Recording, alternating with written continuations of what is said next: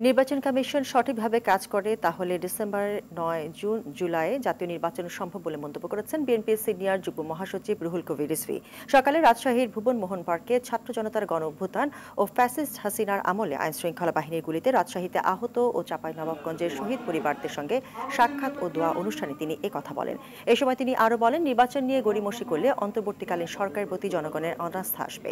এছাড়া জনগণ নির্বাচনের জন্য মুখিয়ে আছে জানিয়ে জাতীয় নির্বাচনের আগে অন্য কোনো নির্বাচন নয় বলেও মন্তব্য করেন বিএনপির এই নেতা।